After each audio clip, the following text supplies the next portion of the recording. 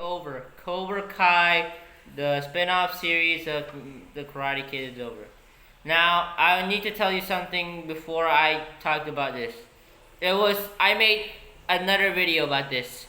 Unfortunately, it got deleted because it was too long.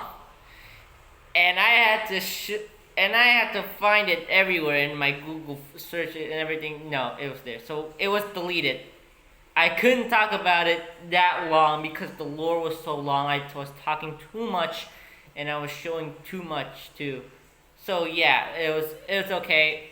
You know what they say? When you fall down, get back up again and start all over. But this time I've learned that I'm not gonna do about 40-minute video.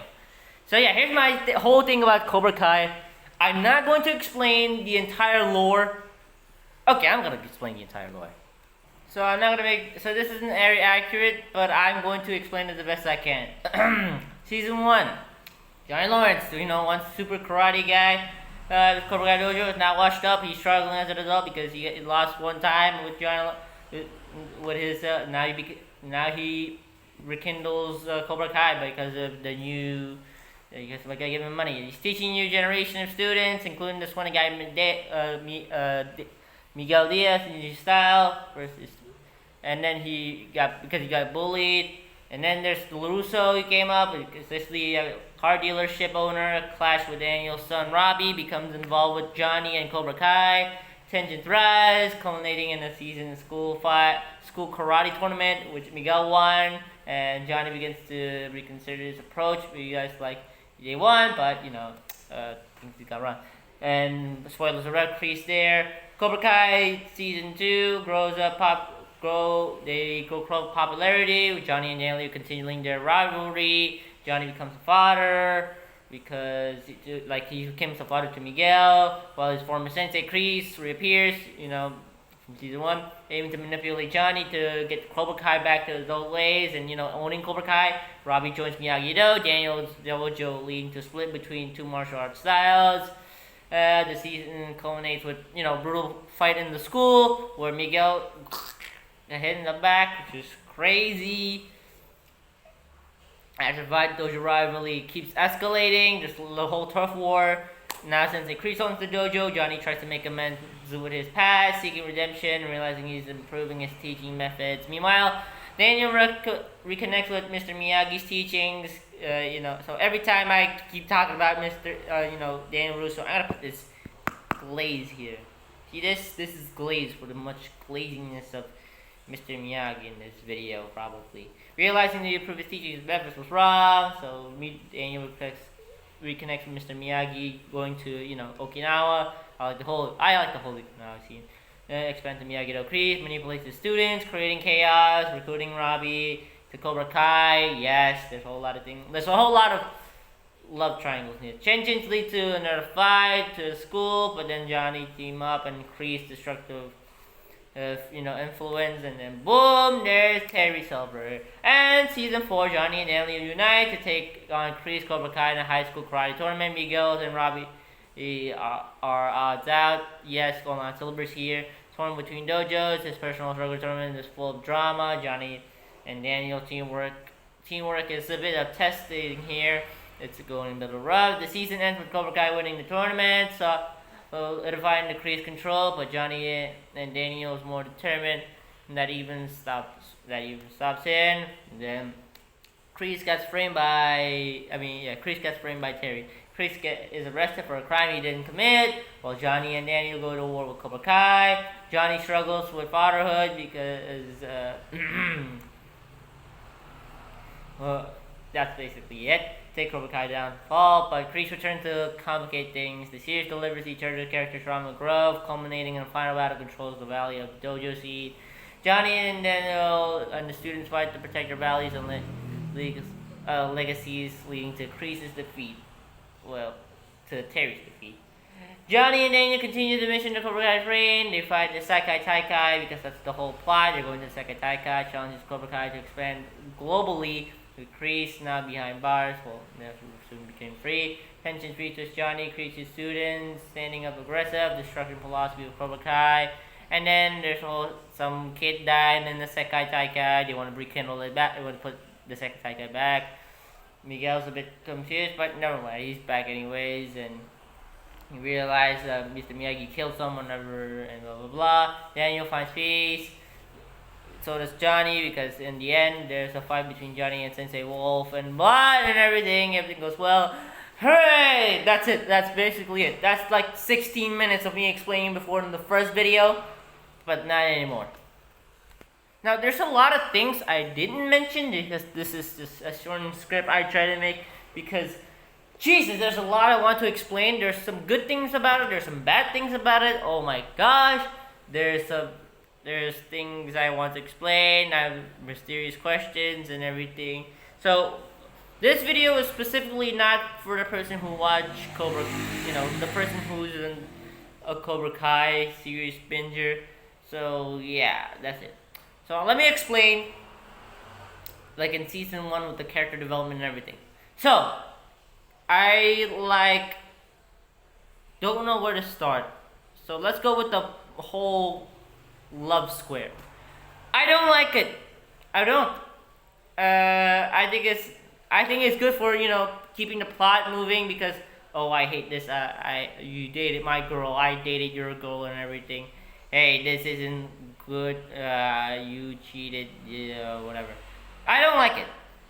Maybe I do like it some, like, it makes tensions growing. Like, for example, when Miguel gave Samantha gifts, and then you had with Tori in there, they weren't actually dating, and everything goes, okay, look, this is the thing about the love, I don't give a dang, okay, YouTube, I said dang, about the love stories and everything.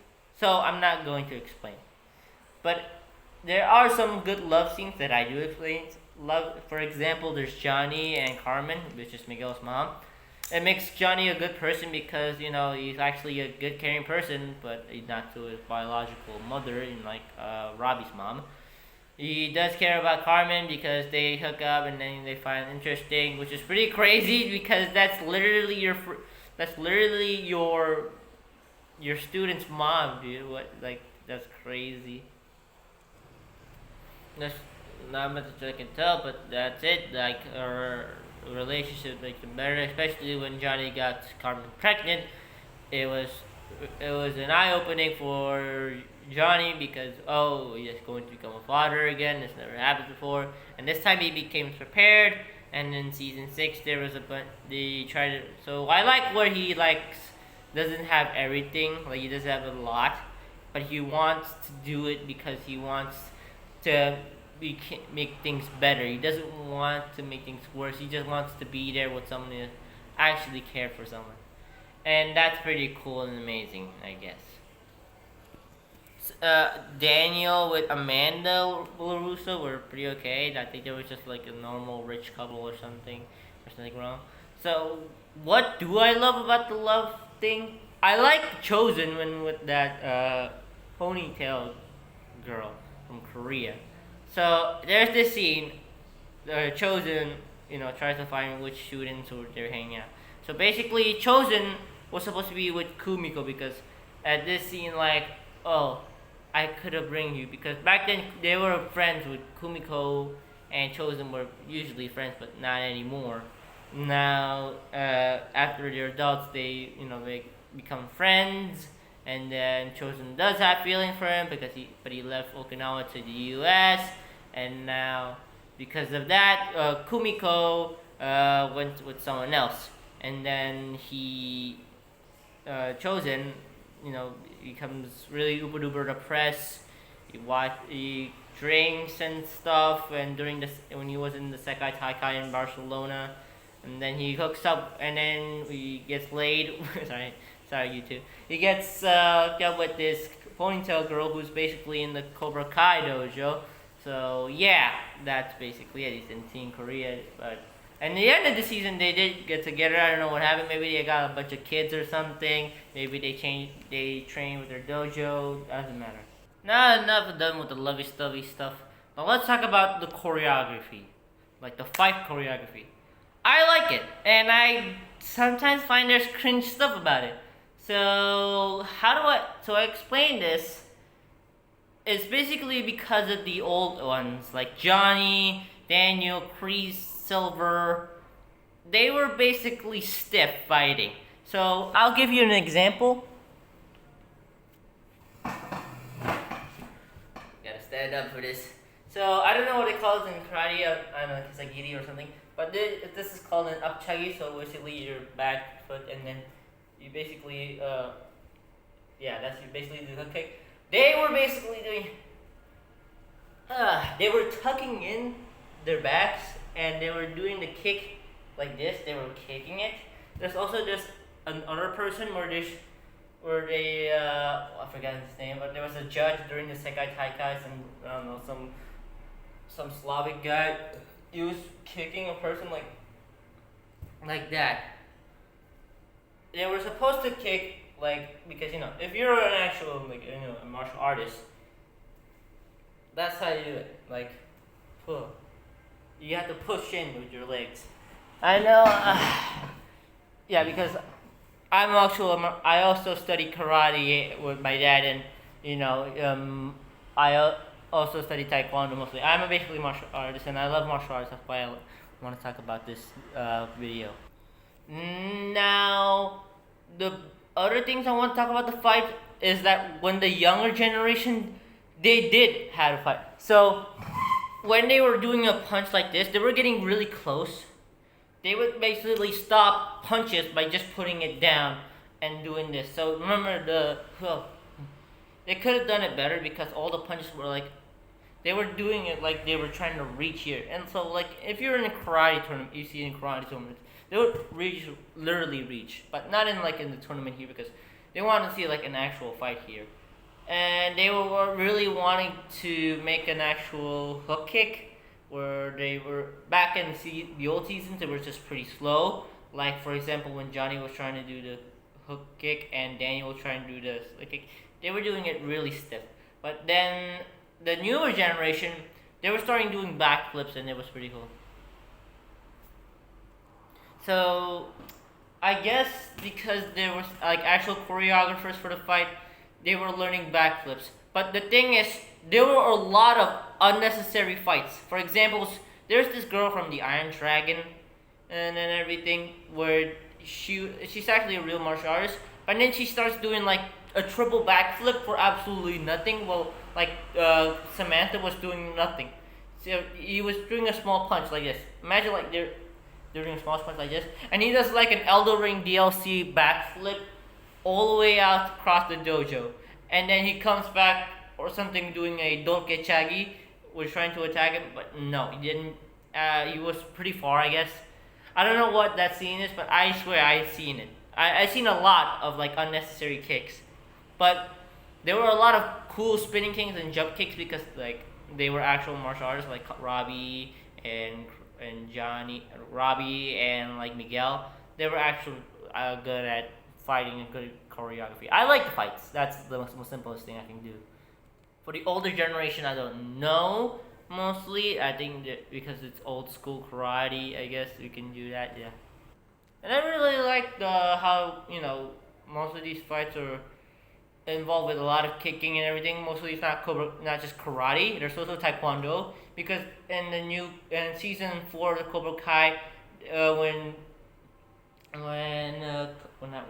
when Chris went to Korea, there's these students in fighting in taekwondo. It's definitely not karate. And there's Quan with his spinning kicks that everybody likes, and I like his kicks because it's basically taekwondo kicks. Quan is a good character. Well, until the. So we'll go to that later. We'll talk about the characters later. More about the choreography. I wish there would be more faster punches and hits and more blocks.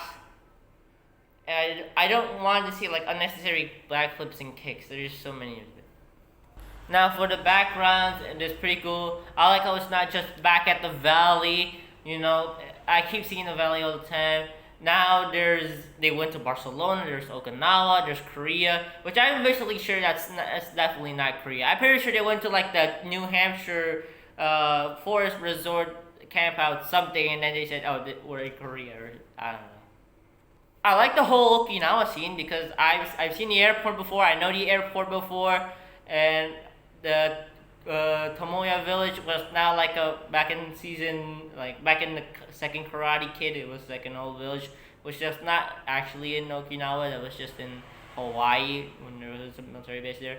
And now there is in now he actually went to Okinawa, which is pretty cool. And you look at there's like Baskin Robbins in there. It's pretty funny, and the whole aesthetic things are fine. And the Barcelona where the Sakai Taikai thing is pretty cool. They definitely shot it there. I don't know why. I don't know why I'm nitpicking about the whole Barcelona scene, but I guess it was pretty okay. So yeah, that's basically about the whole place. Now for the script, the whole plot line and everything, like there's some cool stuff in. There's a cool like there's mostly a lot of wise words coming out of like people's mouths at once many times that I really can't explain. So when there's like every fight scene, they literally like, hey, must do this and that and like that. Mostly it's because of Daniel-san, which I'm pretty sure. I like when there's mostly the scenes I know that there's a lot of weird and cringe scripts. It's like when they keep repeating the stuff, like for examples of like the examples for like the meme, where Daniel literally started glazing Mr. Miyagi. Sorry about that, pardon me to the intrusion, but the light just suddenly turns off. I guess the ghost of Miyagi, or the ghost of the spirit of Daniel-san really mad at me every time I glaze Mr. Miyagi. Yeah, but that's basically it. That's the cringe scene of like every time he keeps repeating the same words, like that's not the Miyagi though, Mr. Miyagi and everything. There were some words that are cringe, yeah, but I don't find the whole script cringe. I think it was pretty good. It was really decent. It was great. Now that's enough for the whole script and the plot line. I guess we can explain about the plot line because I want to take the plot line from the characters. So let's start with the main character, Johnny Lawrence. He's a good character from the from the beginning and then from the start. I do have some things like I hate about him, like the things about I hate about him, which the things I hate, but there's a good reason to hate because it's basically the same to like a villain that I don't like. From the beginning, he was training like Miguel to like understanding Robbie to making ends ends be with Daniel LaRusso, and then to become a mutual father. It's really great because it started really slow and it started getting really better. But he keeps remaining to his character, like what he is. That's pretty good, and I like that. Now for Daniel, he's literally not any different, but he is still good. He's still a good character. He tries his best to understand what people's trying to tell him. And he's sometimes closed-minded, but then he's like open-minded to it, including to the teachings. Now for other characters, like for Miguel, so it's basically here. I can shorten it out so I don't waste all my my entire space for explaining Cobra Kai. It was like I'm a weak nerd. Now I'm strong. I date a girl opposite dojo. I fight and got hurt. I can walk now. Now I go to see my dad because my dad was, I don't know why he went back to his dad even though his mom divorced him, and he realized my dad is evil, some kind of cartel, I don't know, probably some kind of gigolo mafia, whatever. And then he's a brother now to Robbie because he married his mom, he got pregnant, and yeah, that's basically it. I like how his connections with Johnny is. That's pretty great about it. And like, I'm not saying that he doesn't have connections with Robbie because I'll get to Robbie later. Actually, I will get to Robbie now. So Robbie, the biological son of Johnny, he was a bad kid, but it was just because of him he doesn't have his father figure with him, and then he trained with Daniel, and now he like learned the way of peace, and then he goes to Cobra Kai to learn his old ways, and yeah, you basically get the some of it. Yeah, you get switch it turns and everything, and now he's not okay with his dad and Daniel because he snitched, and then he has to find his own way, but then he realizes, oh, well, now I have to be back with my dad, and I have to be okay with this, and whatever. That's the whole thing about it. Samantha and Tori are almost like the same, except like Tori has like financial problems and like emotional problems. I like Tori's arc because he has to literally live on his own. Her mother just passed away, and then likes to pull out that frustration and that sourness into like a fight because it makes him feel better. And I like how he's just being used by literally the entire Cobra Kai dojo for being cheated and for like being used as a weapon and everything. And that's why he likes Kreese, because his Kreese looks like his father figure and everything. Which I get to Kreese. I'm really connecting all the characters on board together. Yeah, that's basically it. For Tori, I don't know. She's just a girl who has like actual bratty problems. But then you realize he learns like, oh, the other side of the wall isn't that bad. And the mom, like Amanda, yeah, she tries to help with Tori too, which is a good thing because even though she's like a war with Cobra Kai, he doesn't want to become involved with this war. But mostly his good connection is with his actual sensei, like Kreese, because Kreese like actually sees her with Tori, like her situation, what's going on. Now we get to Kreese. Now Kreese has some really good art. I really like Kreese a bit. Maybe more than Johnny. No, I kind of like Johnny more than Kreese. But Kreese has some good character development because from the beginning, like he really wanted to manipulate Cobra Kai. He really does sees Johnny as his, as the a great student. He just wants something like to financially benefit him because he needs money, and then he wants to make Cobra Kai famous and whatever. But then he realizes that his teachings were maybe wrong, and Kreese and like Silver. It's always like the story is literally like who's worse, and how can we be less worse than that person because he wants to become a better person. He just wants his students to become better, and he wants him to become a better version. He's just really angry at himself, so he wants anger on his students. So, I guess I could say is that Miss Kreese did had a good thing with Silver. So I'm gonna give you a spoiler at the end. When Silver wants to threaten Johnny and his whole family by trying to kill him, and then this yacht, Kreese came there and also like tries to beat up Silver, and then the yacht got oiled up, and then he smoked a cigarette, and then he threw the cigar into the fire, and they both blow up. They basically go, they die as they wanted to die in Vietnam. They're going out with a bang. The entire the blow up. Yes, the CGI was bad, but it doesn't matter. I mean, come on, it doesn't matter. It was pretty cool because in the end, Kreese wanted to defend it, wanted to protect Johnny from any threat because Silver was literally trying to threaten his family to join the Sekai Taikai or whatever. But then Kreese literally defended himself.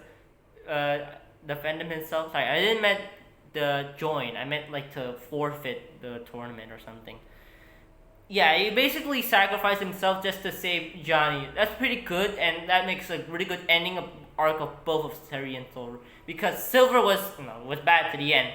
The reason why he wanted to continue Cobra Kai and then botting up the Iron Dragons, because he was literally needed a lineage, like a title or everything, because he doesn't have kids in it and all. He just needs something to make him like excited or have his own name somewhere.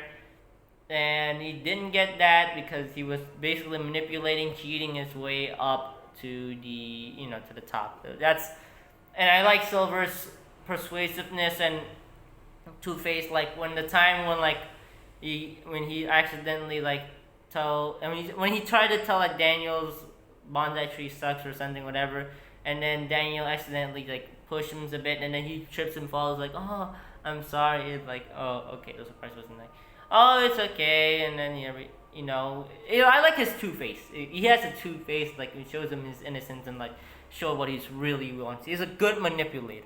Another character that I like here is probably Chosen, because back then when Chosen was just the same kid as Sato. He was like basically the abusive sensei, whatever.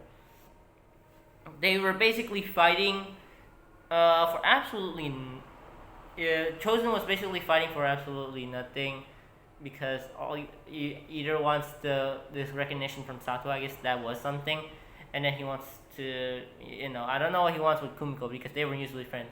So after that, Chosen fighting Daniel-san because they met each other in Okinawa. They realized I've gone too far. I think I made a mistake.